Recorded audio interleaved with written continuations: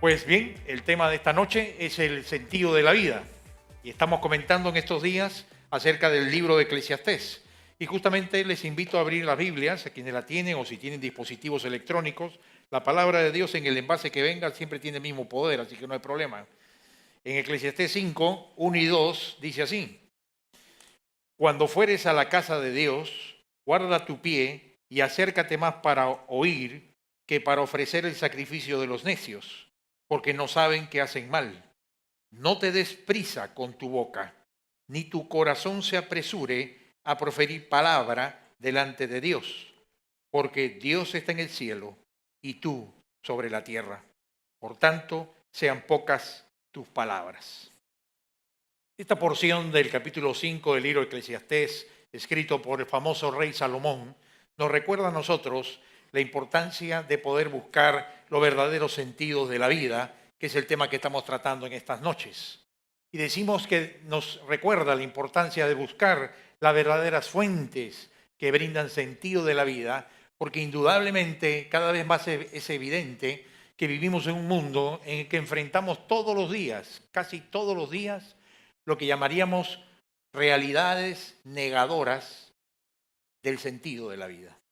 Es decir, vivimos en un mundo que todos los días nos quiere hacer pensar que no existe un propósito en la vida, que no existe tal cosa como un sentido en la vida y que más bien cada cual, sálvese quien pueda, arréglese a la comunidad y pesque el sustituto que mejor encuentre para hallarle su propio sentido a la vida.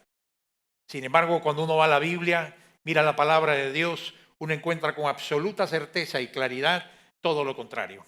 La Biblia nos recuerda desde el capítulo 1 del libro de Génesis hasta el último capítulo de Apocalipsis que Dios tiene un diseño para la existencia humana y que no nos creó ni al azar ni sin propósito, ni tampoco en el concepto del Dios relojero, en el que le dio cuerda a la creación, al universo y al hombre y se mandó mudar quién sabe a dónde, a qué rincón olvidado del universo. Sino que la Biblia nos recuerda que hay un propósito y que el propósito por el cual Dios diseñó a cada hombre, a cada mujer, en cada etapa y en cada generación de la historia es para que encontremos que en Cristo está la viga maestra, está la esencia y está el misterio resuelto del significado de la vida. El tema del sentido de la vida es tan importante que los antiguos filósofos en latín lo llamaban el summum bonum, el bien supremo.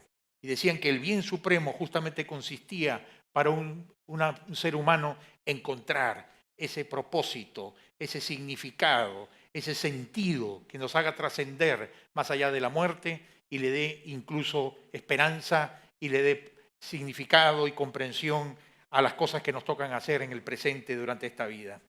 Y luchamos contra esta realidad negadora, contra el sentido de la vida, decíamos en nuestra sociedad, que todos los días nos quiere en dos maneras negar el sentido de la vida. En primer lugar, distrayéndonos. Es decir, quitándonos la opción de pensar, de reflexionar, que es una de las características que Dios dio al ser humano, la capacidad de ser un hombre pensante. Porque el cristianismo es de fe, pero la fe no significa ignorancia, ni tampoco significa que sea irracional. El racionalismo exige que todo sea 2 más 2 es 4, y si no tiene lógica no funciona ni existe.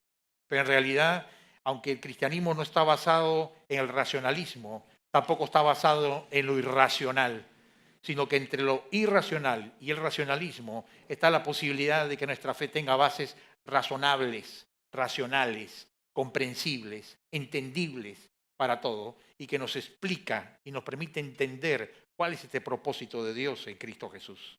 La distracción del sistema de hoy hace que no pensemos en lo razonable de tener que hallar que para qué estamos aquí. Porque imagínate tú trabajar, crecer, nacer, luchar, formar familia, al final si te casas, si tienes hijos, tener nietos y al final morirte y se acabó todo. Es el mayor absurdo que existe posible de la existencia humana. Y por eso decían ya muchos filósofos y mucha gente pensante que debe haber un sentido de la vida. La gran lucha es dónde encontrarlo. Y justamente Eclesiastés nos recuerda algunas de las fuentes verdaderas del significado de la vida y del propósito de Dios. Y queremos mencionar esta noche 3 fuentes verdaderas que nutren y nos enseñan en dónde debemos buscar el significado de la vida, porque el significado de la vida para todos está en Cristo, pero Cristo además, dentro de ese significado general que tiene para todos, Cristo tiene un propósito personal con cada uno de nosotros, que dentro del marco de Cristo no se contradice con Cristo, pero sin embargo nos da lo personal, lo individual, lo único que cada uno de nosotros tenemos.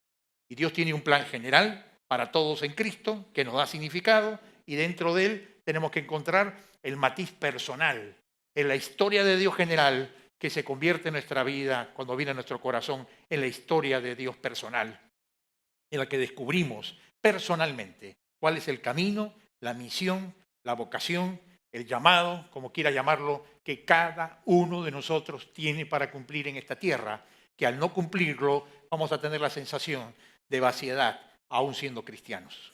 Porque podemos ser cristianos y no vivir según el propósito que Cristo tiene para nosotros. Y eso produce vaciamiento del corazón humano. Así que veamos cuáles son estas fuentes verdaderas de significado en Eclesiastés. La primera es lo que llamaríamos vivir el riesgo de la fe. Tenemos que aprender a vivir el riesgo de la fe.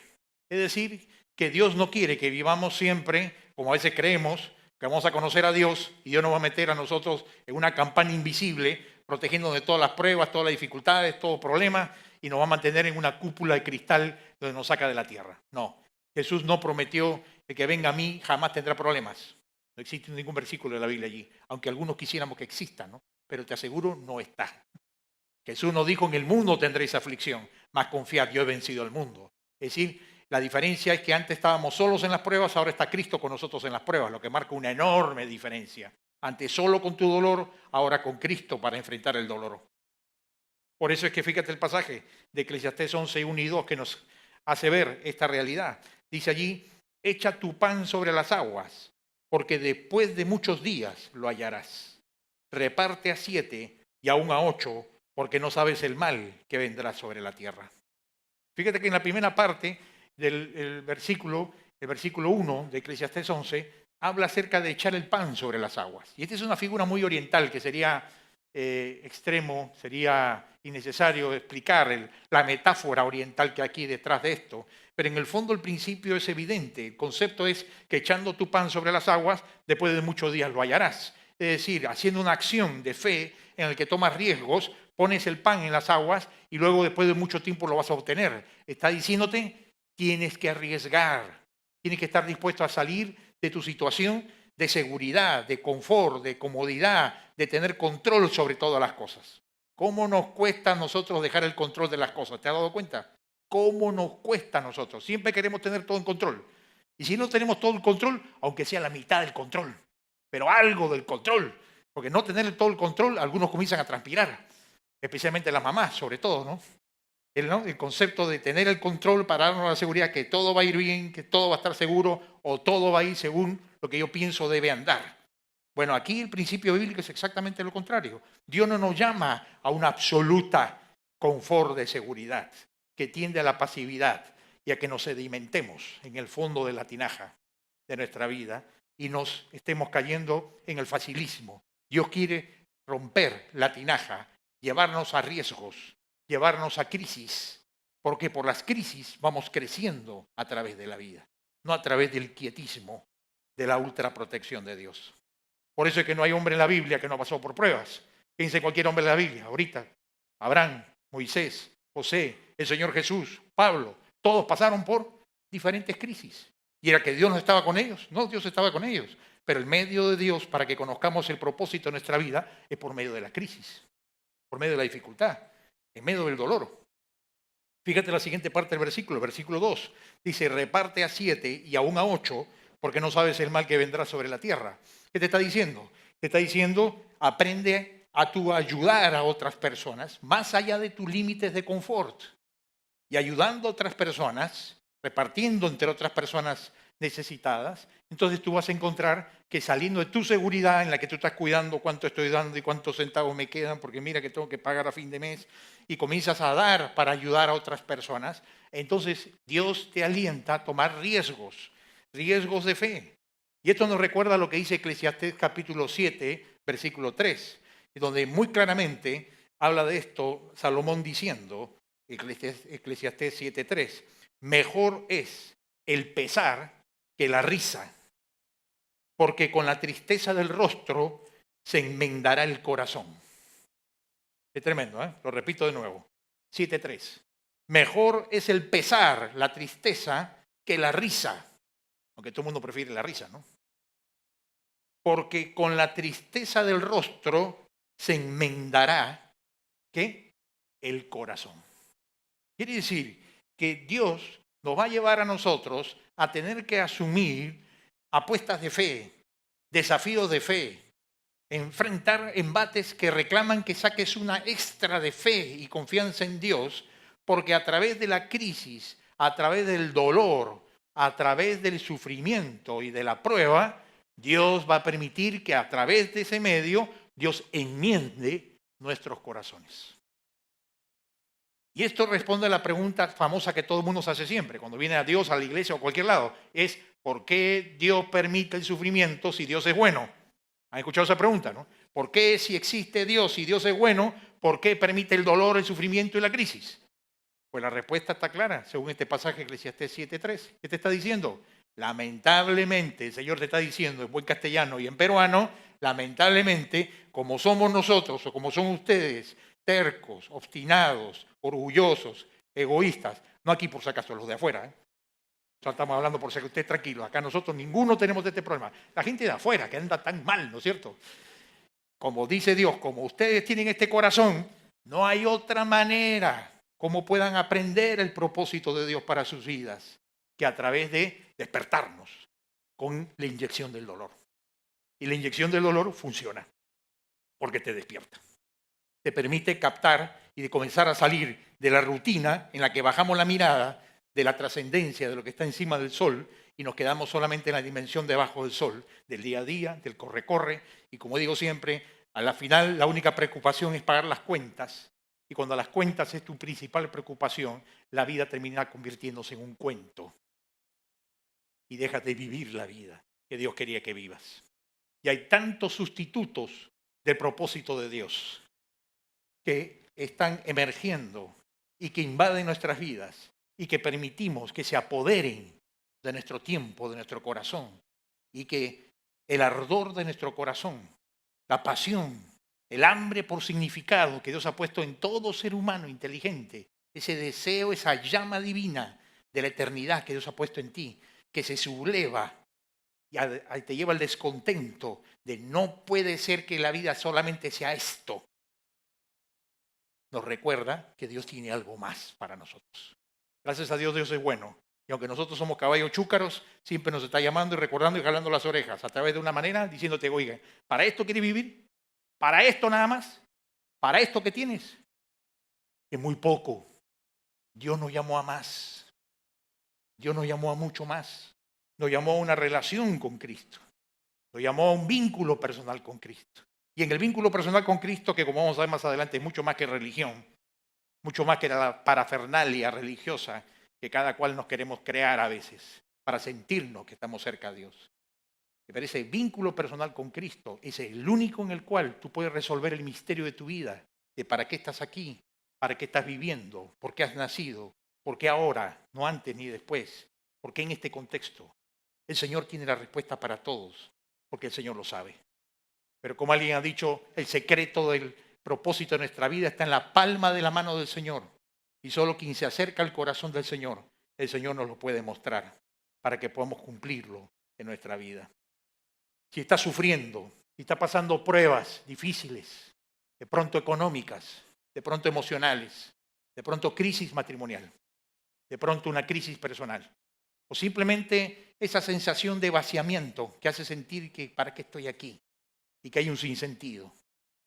Está cayendo sobre tu vida y esto nos va a pasar muchas veces en la vida, porque los sustitutos del propósito de Dios emergen en cada esquina para tratar de usurpar el genuino propósito de Dios y distraernos siempre, siempre del propósito verdadero de Dios. Tendrás que perseverar para vivir en el propósito de Dios. El sumum bonum no era cualquier cosa, es el bien supremo. Y si quieres vivir, quieres entender y quieres cumplir, tendrás que luchar. y luchar mucho contigo mismo. Porque la historia de las cuentas que se vuelven cuentos nos quieren volver todos los días. Y la historia de una sociedad que ha dado la espalda a Dios y que ha decidido vivir con arriando las velas de su barco, de su bote, para vivir a la deriva, nos quiere contagiar todos los días. El propósito de Dios se va a cumplir no cuando no tengas dolor, no cuando pases tu crisis, sino en medio de la crisis que estás pasando. Esa crisis es para esto, para que abra los ojos y entiendas desde la perspectiva de Dios qué es lo que quiere Dios para nuestra vida. Así que no reniegues del dolor, no reniegues de la crisis, sino más bien pregúntate, ¿qué me quiere decir Dios con esta crisis? ¿Para qué la está permitiendo? ¿Qué estoy perdiendo de vista de la bitácora de vuelo? ¿Qué parte del parabrisas se me ha empañado? ¿En dónde perdí la ruta? ¿Cuándo perdí la huella? ¿Dónde está el Señor? ¿Dónde estoy yo? Y cuando uno comienza a mirar al Señor y hacerse las preguntas en medio de la crisis, del dolor, del sufrimiento, siempre, gracias a Dios, siempre Dios nos responde. Porque eso es lo que Él quiere, que a través de la prueba y el dolor, Él se pueda acercar a ti y darte su consejo. Ahora no va a venir un ángel con una trompeta diciendo anuncio de Dios, propósito de Dios. No hay tal cosa. Te va a susurrar al oído, te va a hablar al corazón, va a ser el silbo apacible. Esa voz queda, que solo tú escuchas. ¿Por qué? Porque Dios quiere probar si tu corazón realmente está dispuesto a escucharlo. Si estás dispuesto a oír lo que Él quiere o te contentas con vivir de la pantalla para afuera de la imagen de tu falso éxito que tú mismo te has inventado. O si realmente estás dispuesto a vivir un descontento profundo, saludable, que necesitamos, es decir, de rebelarnos contra nuestro estilo de vida y decir, necesito más. Y Señor, dime, habla porque tu siervo oye y muéstrame qué quieres tú de mí. ¿Estás dispuesto en la crisis a hacer eso? Es lo que esta noche estamos proponiéndonos, que volvamos al propósito de Dios, que volvamos a las fuentes verdaderas del significado en la vida, que dejemos de engañarnos con los falsos significados de la vida tras los cuales estás corriendo, tu profesión, tu éxito, tu placer, tu realización, hacer lo que te gusta o a ti lo que te da la gana. Ahí no está el significado, porque para eso no te diseñó Dios. Te diseñó para encontrar el significado en Cristo, en su voluntad, en su propósito, en su servicio, en la vida abundante que Cristo trae al corazón de los que le buscan. Esa es la primera fuente, oír el plan de Dios y volver a Él. Segundo, fíjate que dice Eclesiastés 12:1, es dedica tu juventud al Señor. Ahora aquí todos los que se sienten jóvenes en espíritu pueden sentirse incluidos también, ¿no es cierto? Pero permítame dirigirme en un momento de una manera especial a los jóvenes. ¿Cuántos hay aquí jóvenes? Jóvenes, a ver, hay que poner cronología, ¿no? ¿Qué son jóvenes? Todos los jóvenes, a ver, levanten la mano, todos los jóvenes. Siempre hay gente de mayor de 80 años que levanta la mano, no se preocupe. Eso es bueno, eso es un espíritu juvenil. Pero lo cierto es que los jóvenes, la juventud es una etapa en la vida fundamental. Y los padres debemos saberlo para nuestros hijos. Los jóvenes es la etapa clave de la vida. Se ha hecho investigaciones últimamente de la neurociencia y se han descubierto unas cosas interesantes. De esta manera en que ahora el cerebro es investigado más que nunca. Se dice, de paso, que se conoce solamente el 10% del cerebro humano. El 10% se conoce de su funcionamiento. Y que ese 10% que se conoce, el 90% de él se descubrió en los últimos 20 años. Es decir, en cuanto al cerebro, estamos todavía como Colón llegando a la isla de Guananí, recién pisando tierra en el continente. ¿Cuántas cosas descubriremos todavía? Pero las cosas que se van descubriendo son interesantes. Te dicen, por ejemplo, que antes había ministerios juveniles dedicados desde donde todos decíamos que los jóvenes comienzan, que es adolescencia. Y desde la adolescencia en adelante, entonces, hasta más o menos, 25, 30 años, estabas apuntando a la juventud. Jóvenes. Todos somos jóvenes, pero estamos hablando de los jóvenes cronológicamente hablando, ¿no? ¿Qué ha pasado? Se ha descubierto que, como es obvio y lógico, que la formación del cerebro del adolescente y del joven se hace obviamente de niños. Así que para trabajar con jóvenes tienes que empezar a los 6 años de edad. Y desde los 6 años de edad, en lo que se llama la segunda infancia, se ponen las bases para la pubertad, 11, 12 años, 10 a 12, y la adolescencia, 13 a 16, 17 años.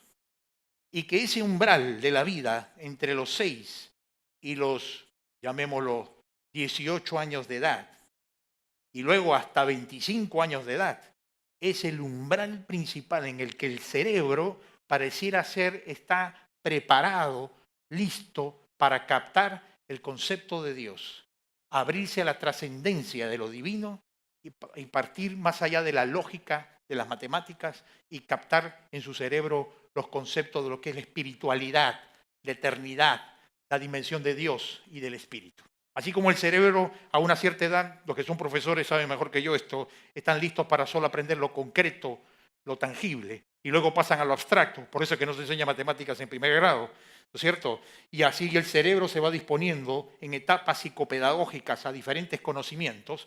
Se ha descubierto que entre 6 a 25 años es la etapa en que el umbral, llamémoslo así, el umbral de la relación con Dios está en su plenitud. Y después de eso, declina. De repente por eso el Señor decía que cuando habló de la mujer adúltera, ¿se acuerdan? ¿No? Y que estaba dibujando en la tierra. Y dijo, el que tire la primera piedra, que comience. Todos se miraron y comenzaron a irse despacito. Cada uno agarró su chapita, comenzó a patearla. Hizo el loco y se fueron poco a poco. Y dice que empezó a irse, ¿quiénes primero? Los mayores. ¿Por qué los mayores? Porque su conciencia repiqueteó más fuertemente en ellos. Porque cuanto más años tienes, más duros nos volvemos en el corazón hacia Dios. Más egoístas, más materialistas, más tercos, más sabiondos. Y estoy hablando de mí también. Y entonces eso significa que necesitamos más quebrantamiento. La gente después del umbral de los 6 a los 25 necesita más quebrantamiento, más dolor.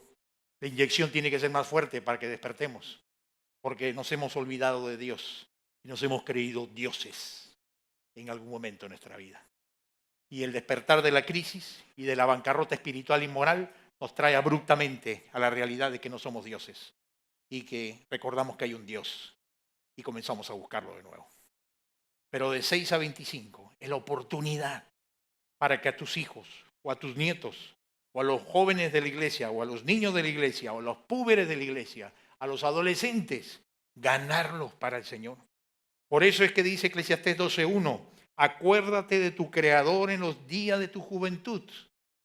Acuérdate. Y es interesante que el acuérdate no es un ruego, no es una invitación, no es una sugerencia, no es un consejo. En el hebreo, ¿sabes qué es? Un imperativo. Es un mandato, algo imperativo. En hebreo, podríamos decirlo, la traducción más exacta sería: toma compromisos con Dios en esta etapa de tu vida. Toma compromisos con Dios mientras puede, cuanto más joven eres. Apenas has conocido al Señor, toma compromisos con Dios. No una relación tibia, no una relación formal, no una relación de cumplir, no una relación para cuando lo necesites. Toma compromisos con Dios. Compromiso significa en que Dios no es alguien que te sugiere, no es alguien que mora en ti solamente para que opine sobre tu vida y tú decides. Toma compromiso significa que haces que Dios no solamente sea el morador de tu vida, sino sea el gobernante de nuestras vidas. Y el gobernante significa que lo que dice el Señor y lo que enseña en su palabra se vuelve para nosotros mandatorio, imperativo. Y nos humillamos y nos sometemos a Él en lo que pensamos, en lo que hablamos y en lo que decidimos. Todo lo consultamos con el Señor Jesucristo y dejamos que Él nos guíe. Y como Él ha resucitado, Él habla y habla claro y habla fuerte a nuestras conciencias. Así que acuérdate, la juventud significa esto. Y algo muy importante es, hoy la juventud está sin rumbo. Tú lo ves en todos lados, ¿cierto? ¿Compartes esa opinión? Bueno, tal vez los jóvenes no, pero estamos viendo una juventud sin propósito, sin significado, sin razón de ser. Uno corre para las universidades, corren para los títulos, corren hoy día la maestría, era lo que era el bachillerato ayer. Corren para los programas, corren para la diversión, corren por la relación interpersonal o sentimental, corren tras el sexo, tras el placer, corren tras conocer el mundo, pero no están corriendo persiguiendo el propósito de sus vidas. Y andan vacíos, y andan vacíos. Yo creo que lo que más aprecia uno como joven, yo conocí el Evangelio de Cristo a los 18 años de edad, así que sé muy bien como joven qué es lo que uno quiere antes de entregarse a Cristo. Y yo creo que lo que uno como joven más quiere, más valora, por lo menos en mi caso, y la mayoría de jóvenes que conozco, ¿qué es? Lo que más valora un joven, creo yo, es la libertad. La libertad.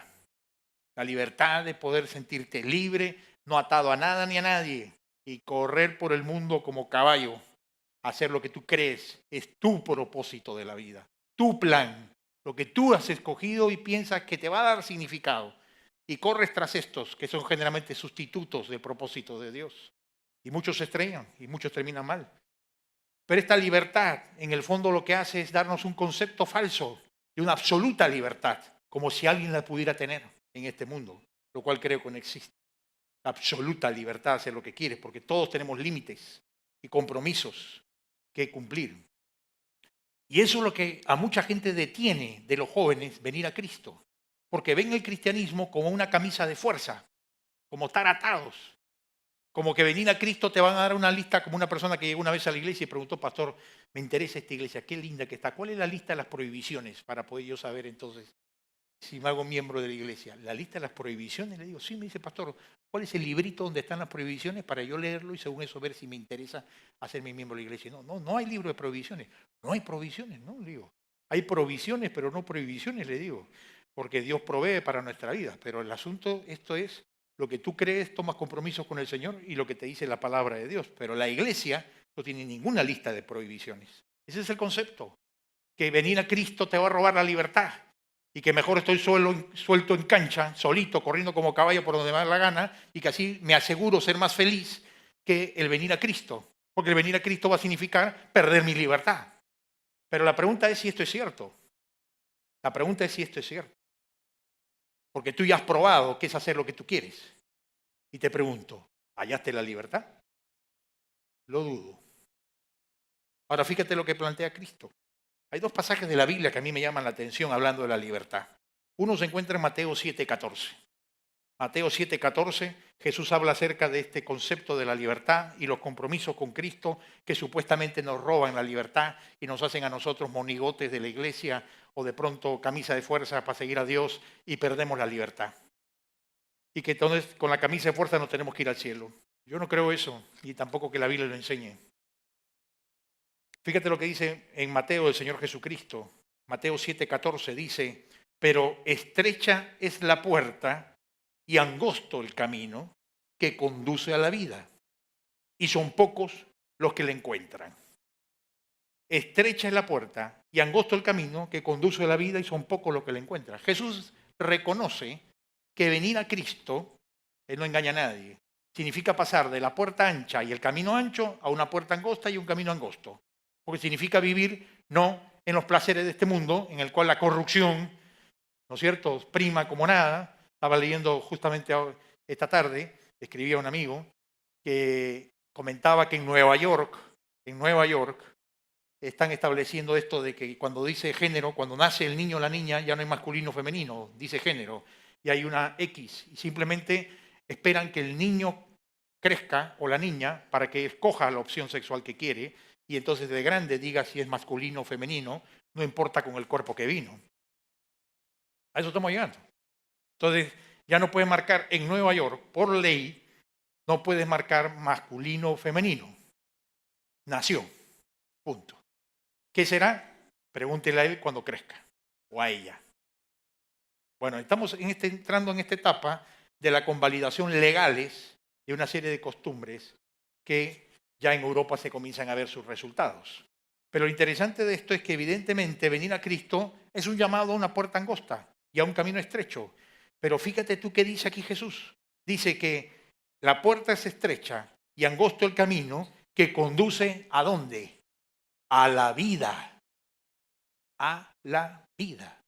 Y vida aquí no es la vida eterna después de la muerte, es la vida aquí en el presente, en esta tierra, antes que muramos, pero te está hablando de esta vida, no es la vida biológica que tenemos nosotros, sino es la vida del alma, es la vida interna. Es decir, el Señor, cuando uno escoge el camino angosto y la puerta estrecha, el Señor nos traspasa, nos insufla la vida de Él al corazón nuestro. Y la presencia de Cristo se convierte en vida que trae paz, propósito, significado y gozo, que nos permite vivir en el matrimonio, que nos permite ser padres, nos permite ser jóvenes, nos permite ser profesionales, sin estar mendigando el significado de la vida. Porque Cristo lo pone en el corazón de que se acerca a Él y toma los compromisos de seguirle a Él, entrando por la puerta angosta y el camino estrecho. ¿Te das cuenta tú? Es decir, que cuando uno toma el compromiso de obedecer su palabra, el fruto es la vida. El resultado de la vida. No es que va a traerte esto, el vivir atado como con camisa de fuerza.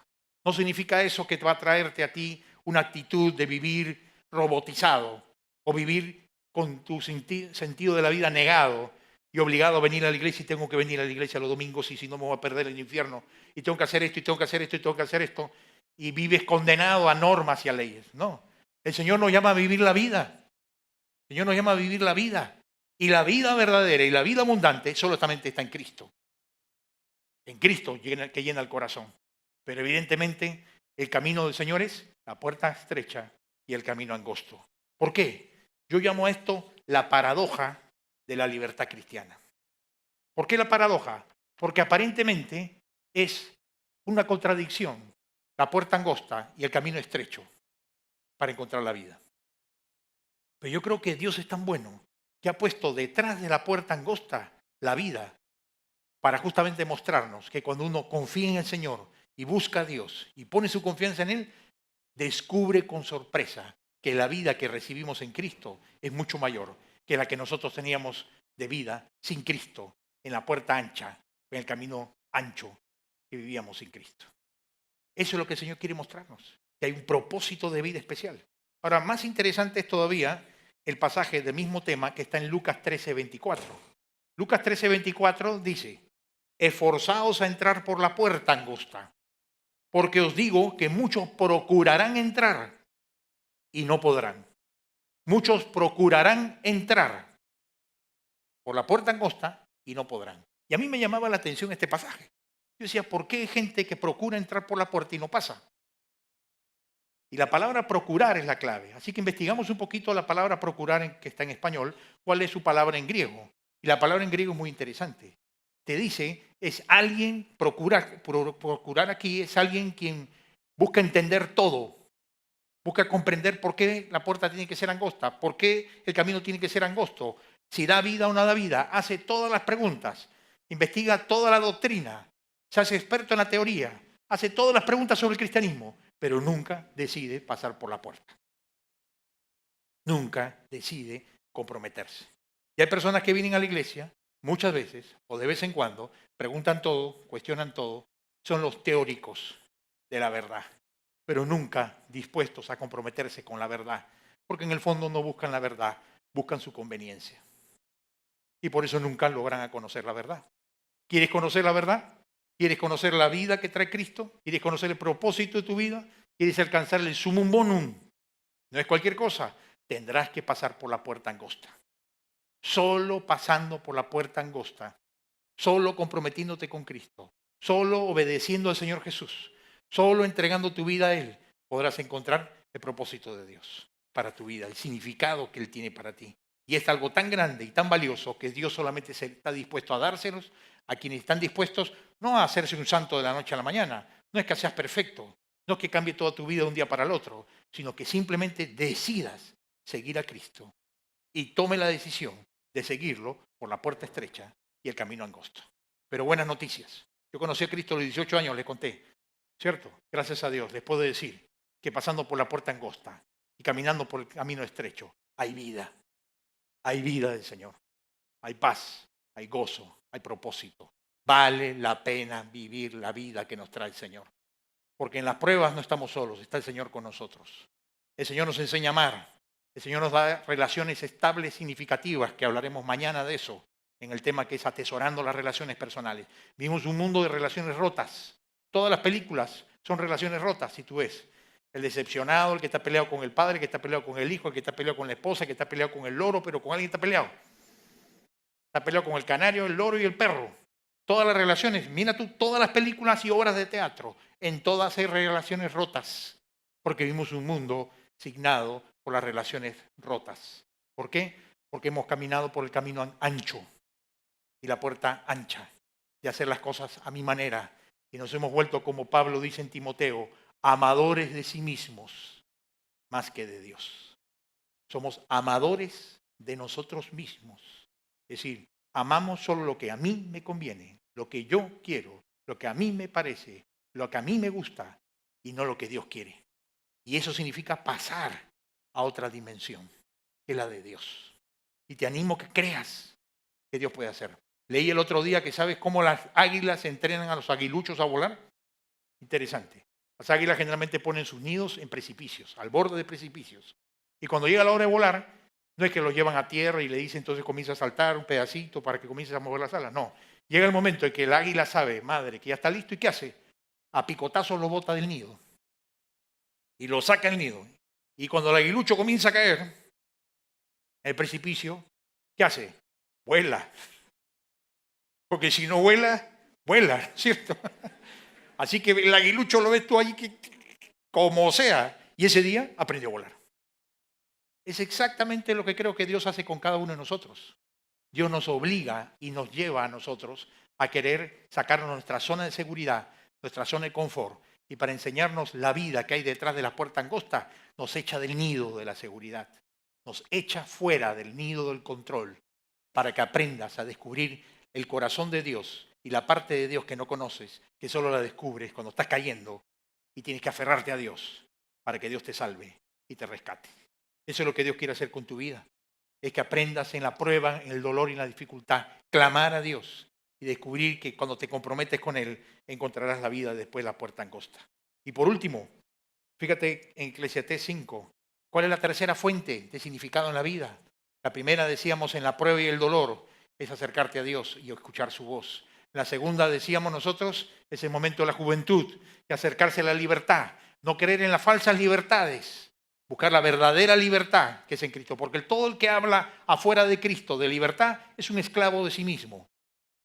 Y ser esclavo de sí mismo es ser esclavo del peor amo que puede ser, que es nuestro propio yo, nuestro propio ego, con todas sus maldades. Pero la última fuente que nos señala Eclesiastés está en el capítulo 5. Dice allí, pasaje que leímos al comenzar, cuando fueres a la casa de Dios, guarda tu pie y acércate más para oír que para ofrecer el sacrificio de los necios, porque saben que hacen mal. No te des prisa con tu boca, ni tu corazón se apresure a proferir palabra delante de Dios, porque Dios está en el cielo y tú sobre la tierra. Por tanto, sean pocas tus palabras. A mí me impresiona este pasaje. Me impacta dos cosas. En primer lugar, dice, cuando te acerques a la casa de Dios, cuida tu pie. ¿Qué está diciéndote? No te apresures. Acá no estás en el cine. Esto no es un restaurante. Este no es un teatro. No hemos venido a ver un espectáculo. Tú no eres espectador. Y si lo eres, es que no entiendes en dónde estás. Este es un lugar que es casa dedicada al Señor. Los ladrillos no son santos. La presencia de Dios es la santa. Y eso significa que tú tienes que tener una actitud correcta hacia Dios. Porque es hacia Dios, no hacia el quien está delante, la actitud. Y esto significa entonces que tenemos que tener en primer lugar la disposición de oír, dice. Acércate más para oír que para ofrecer el sacrificio de los necios. ¿Cuál es el sacrificio de los necios? El que viene solo a hablar. Y es interesante porque aquí te describen cuál es la actitud verdadera para acercarte a Dios. Mira, a Dios no se le puede acercar cualquiera de cualquier manera. Nosotros creemos que podemos escoger cómo acercar a Dios y hacerlo a mi manera. Y estamos equivocados. Dios es que ha establecido la manera cómo hay que acercarse a Él. Él es quien ha puesto las pautas. Tú si quieres te acercas y si quieres no te acercas. Pero las pautas las puso Dios. No tú, ni yo. Así que eso significa que tenemos que entender las pautas que Dios ha puesto. Y aquí te está dando dos condiciones fundamentales para acercarnos a Dios, de manera que Dios nos pueda recibir. La primera es oír, lo que hablábamos hace un momento. Es decir, en lugar de hablar, en primer lugar, oír. Y esto cambia exactamente todo el concepto que tenemos de Dios y de religión y de templo. Generalmente al templo venimos para que Dios nos escuche, ¿cierto? ¿Es así? Venimos a hablar. Dios, vengo a decirte que mira, cambia a mi hijo, cambia a la esposa, cambia al esposo, cambia al suegro, cambia a alguien. Pero Señor, hazlo. Y venimos con peticiones y venimos con necesidades. Y es normal que pensemos así. Pero Dios nos dice, si quieres ser recibido por Dios, antes que tú pensar en que vienes a hablarle a Dios y a darle tus pareceres o tus quejas o tus pedidos y tus necesidades, porque hay un lugar para pedir, pero antes de pedir tienes que oír. ¿Por qué? Porque en la actitud de oír nos ponemos en actitud de dependencia de Dios y reconocemos que Él es Dios. Y venimos a reconocer que tenemos que venir a Dios como adoradores de Dios, no espectadores de Dios y menos jueces de Dios. A ver si esto me gusta o no me gusta, me convence, no, esta parte no me gusta, ¿no? Es oír en la actitud humilde de reconocer que Dios es Dios. Así que la pregunta es, ¿estás tú dispuesto a escuchar lo que Dios tiene que decirte? Porque cuando no escuchas a Dios, te estás escuchando a ti mismo. Y dice el libro de los Proverbios que podemos llegar a hastiarnos, cansarnos, saturarnos, hartarnos de nuestros propios consejos. ¿No te has hartado a veces de darte tus mismos consejos? ¿Va a salir todo bien? Yo sé qué tengo que hacer. Yo sé qué debo hacer. Esto es lo que voy a hacer. Bueno, la Biblia dice, no te escuches tanto a ti mismo, ¿no es cierto? No estés confiado de tu propia opinión. Ven a escuchar lo que Dios tiene que decirte con su palabra, la Biblia. Oír, oír. La actitud de oír es la actitud del adorador verdadero. Venir al templo en primer lugar no es sentarte a escuchar, no es sentarte a hablar o a simplemente percibir, sino dispón tu corazón. Algo tiene Dios que decirte, siempre. Dios habla siempre. Siempre habla Dios. Gracias a Dios. Dios no es un Dios mudo. Dios está presente y nunca está callado, como diría Francis Schaeffer. Siempre está hablándonos, el filósofo cristiano, hablándonos al corazón. La segunda cosa, dice, porque recuerda que Dios está en el cielo y tú sobre la tierra. ¿Qué está diciéndote esto? Es que si quieres que Dios se acerque a ti, entonces, uno, óyelo, y dos, recuerda quién eres tú y quién es Dios. Dios está en el cielo y tú y yo, ¿dónde estamos? En la tierra. ¿Qué te está diciendo el autor de Eclesiastés?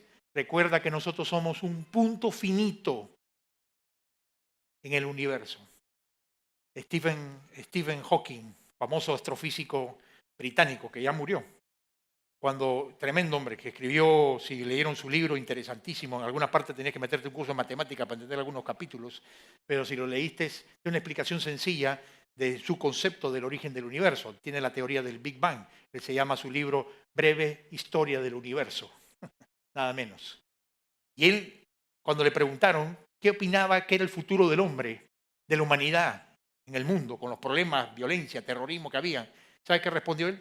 Él dijo, solo espero que por 100 años más el hombre no se mate a sí mismo, no se destruya en las guerras, en las matanzas, y no destruyamos la tierra, para que después de 100 años tengamos la tecnología suficiente para huir a otros planetas y colonizarlos.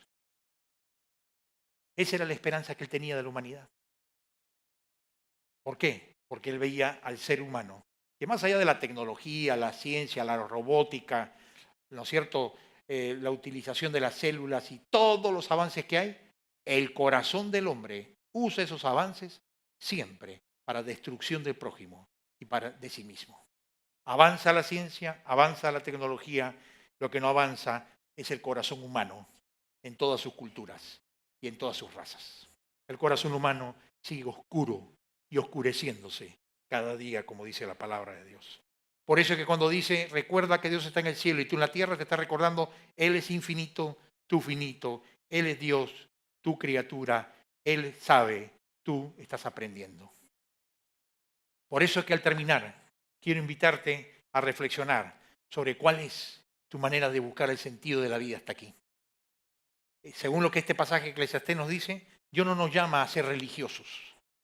Porque la religión puede llegar a ser opio de los pueblos, como decía Feuerbach, cuando se convierte en otra fuerza negadora de la vida.